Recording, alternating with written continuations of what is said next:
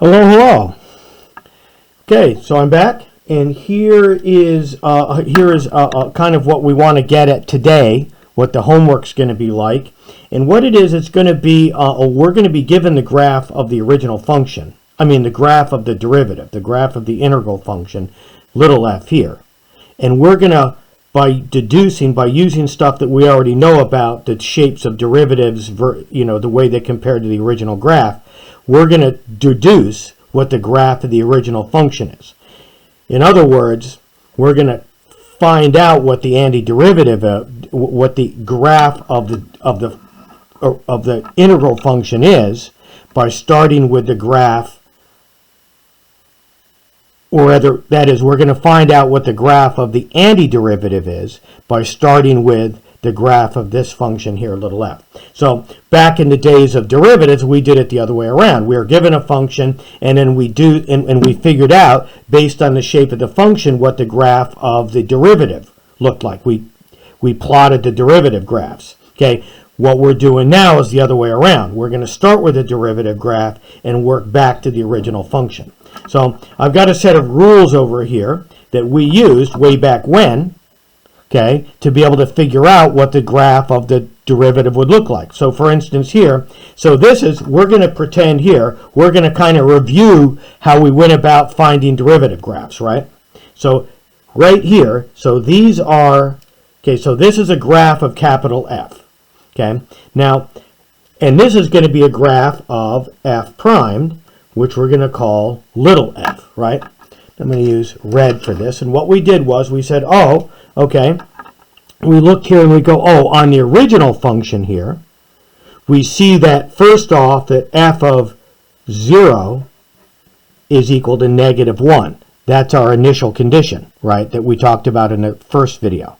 But then also we looked here and we go, oh, at x equals 0, we see that the slope of the tangent line was 0, that the derivative is 0. So here is the f primed graph, so that means that's at 0 there, right? So we called that was a local minimum, right? And that was what we called a critical point. And we noticed that right there, whenever the original function f had a critical point where the slope was 0, the derivative was 0, then it was 0 here on the derivative graph. So that's point number 1 over here. On the function capital F, the critical points will be, and I'm going to write f primed, will be equal to 0, so I plot f primed here, right? So then we said, okay, over here, let's say at x equals 1, we go, oh, look at that. I'm going to estimate that is a slope of about 1, positive 1. So that causes me down here on its derivative graph to call that over 1, up 1. So we're plotting the x value versus the slope, the derivative value there. And I'm just estimating here. At x equals 2, notice that it's steeper, right? And so the slope is more, right? And so let's say that the slope there is about 2. So I'm going to go over 2, up 2. So at x equals 2. I'm not going to worry about the fact that it's crossing 0, that capital F is crossing 0 there. I'm not worried about that. I'm worried about the fact that the slope here is 2, and that's what I'm plotting down here, right? Okay, so that's our point 2. If f, that's this function, has a positive slope, then f primed is also positive.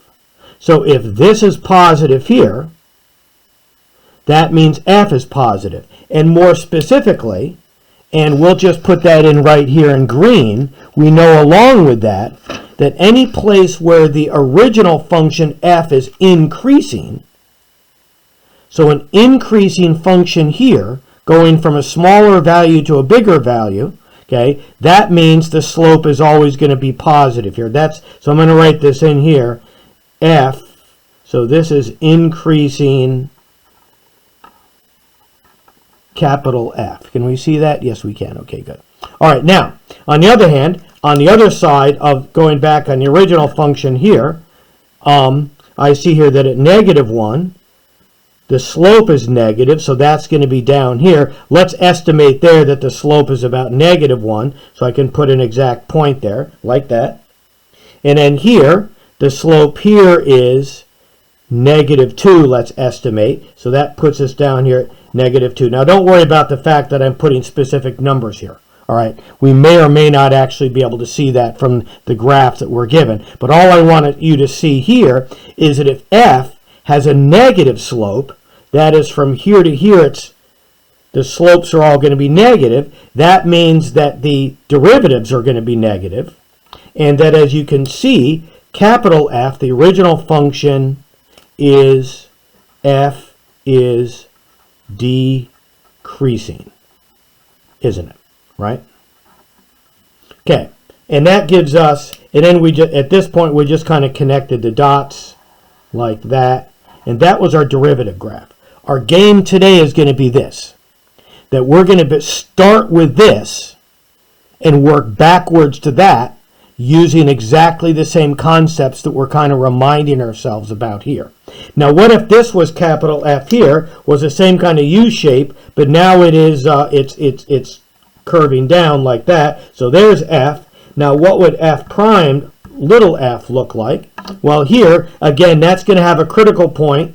Here, first off, the initial condition is that for this function is that f of 0 is equal to +1, right? Okay, so that would be our initial condition.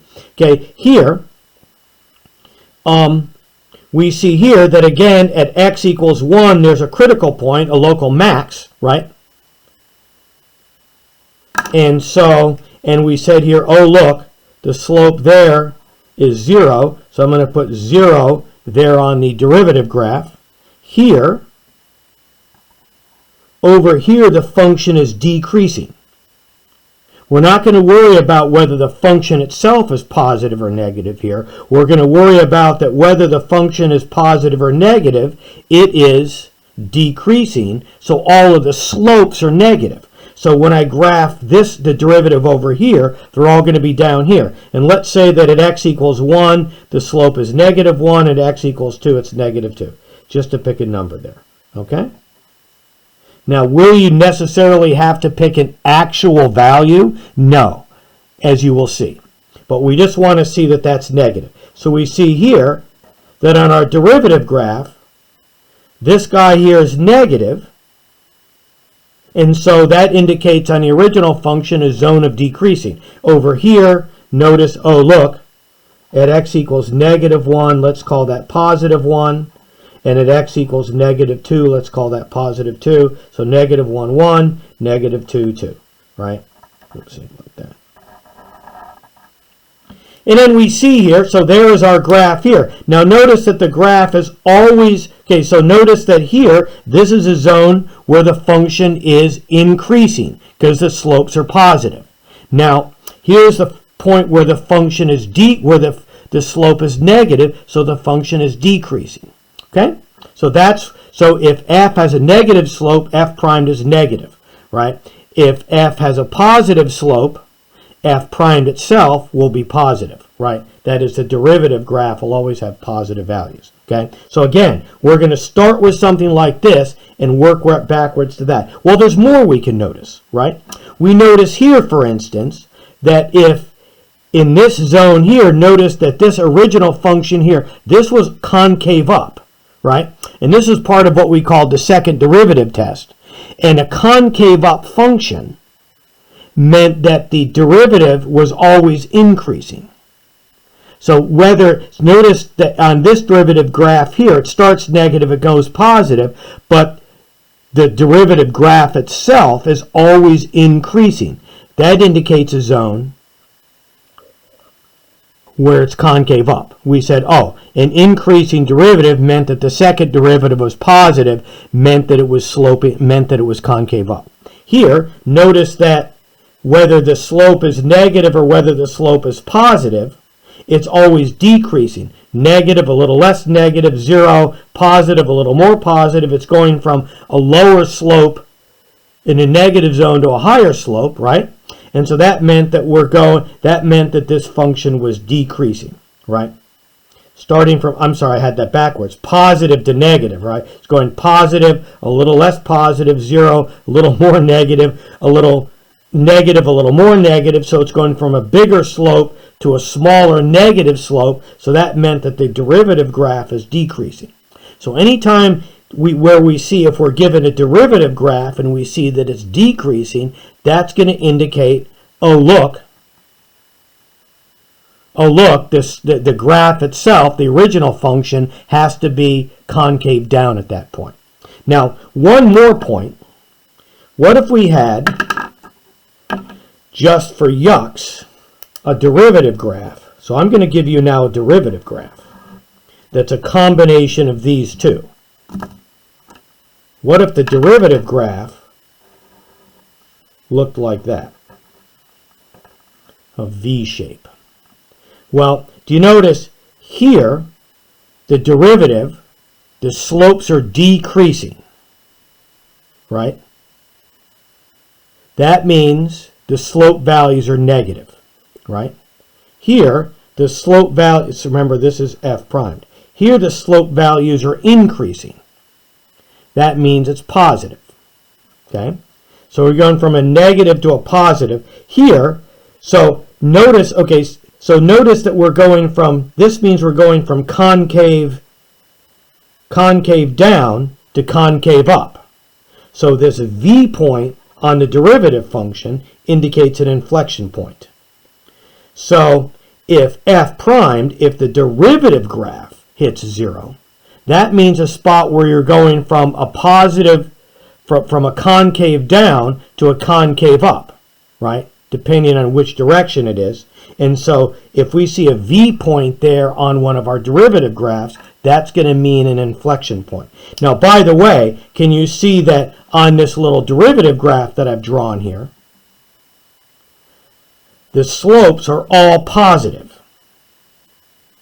That must mean the function, because the slopes, because these are the slope values, they're always positive. That must mean that the function is always increasing, right? But this means it's going to be concave down at one point, and this means it's going to be concave up at one point. Well, more about that in a minute, okay? But that gives us number 6 here. If f primed, if this derivative graph that we look at it, if it has like a critical point like that where it's equal to 0, that's a spot where the graph is changing concavity, which means there's an inflection point. So in other words, it's going to look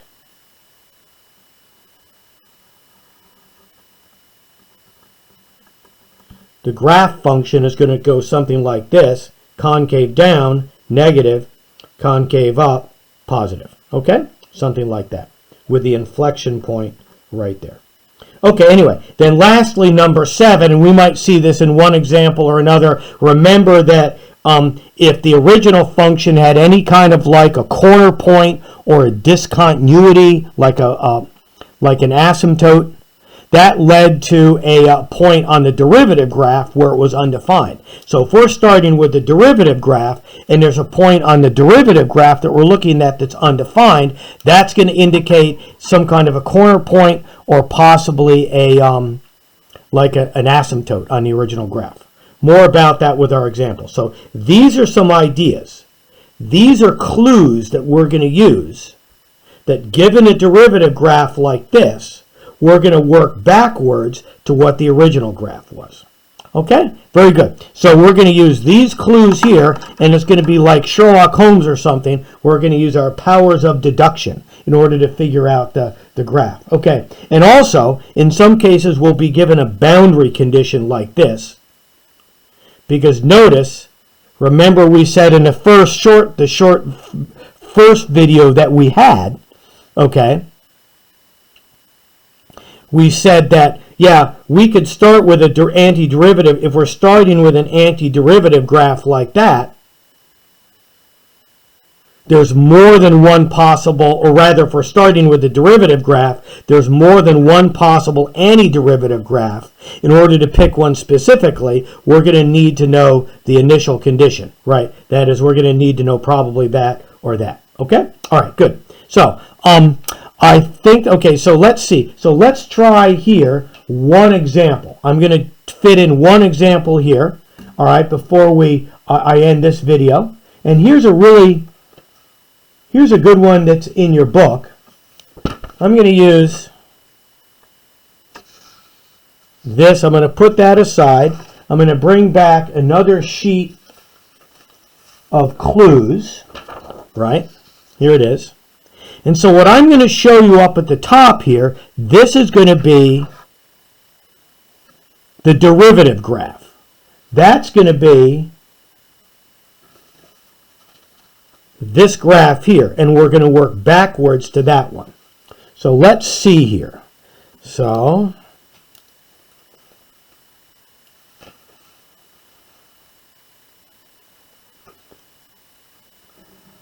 like this.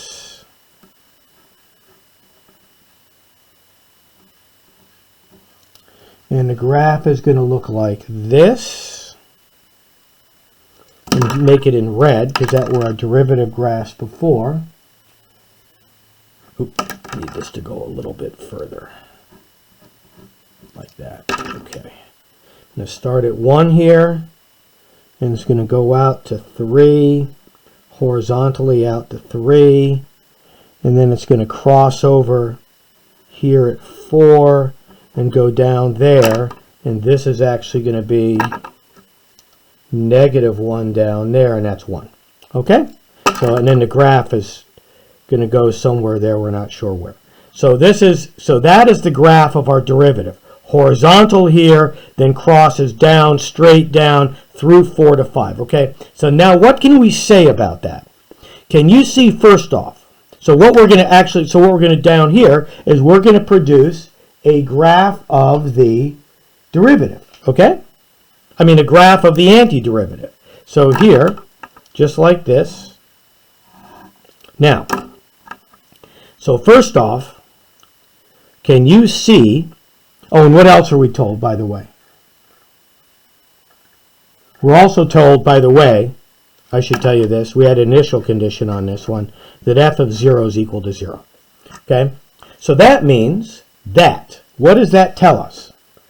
That's going to tell us that if this is the graph of f, this is the graph of f, such that f prime is equal to f, right?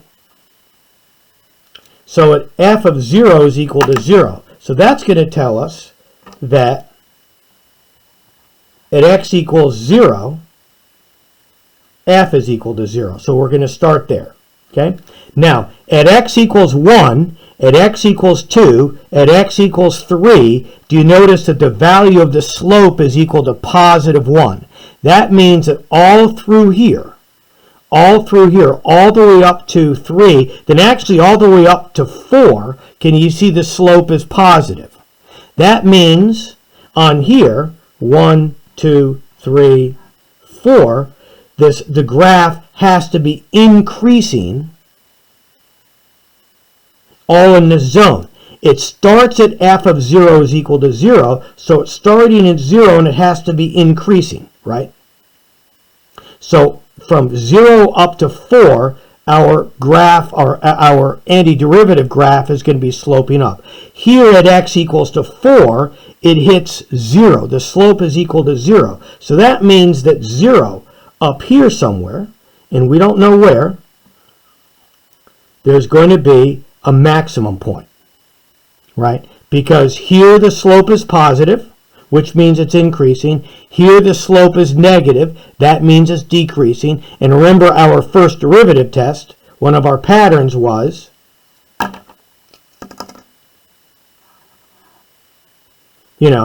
if the function was increasing and then it hit 0, then it was decreasing, that indicated some kind of local maximum, right?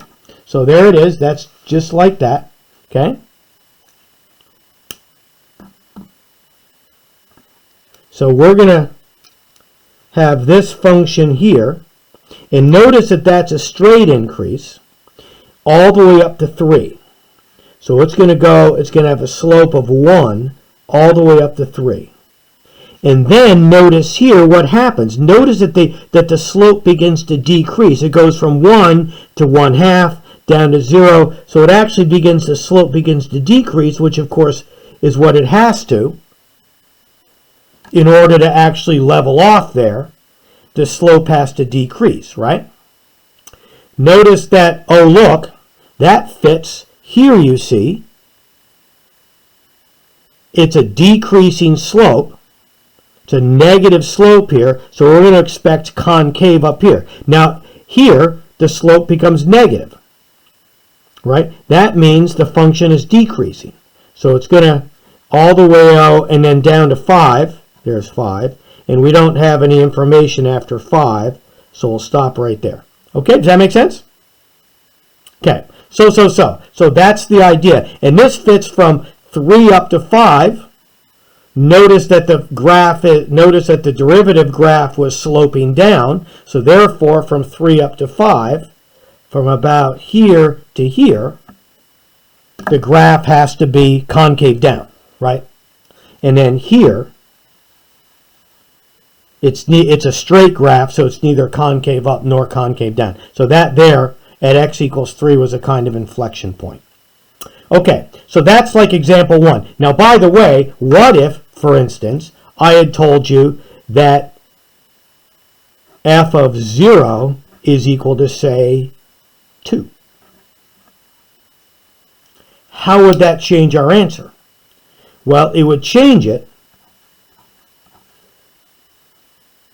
None of this would be different. It's just that f of 0, when we start the antiderivative graph, instead of starting at 0, we're going to start here at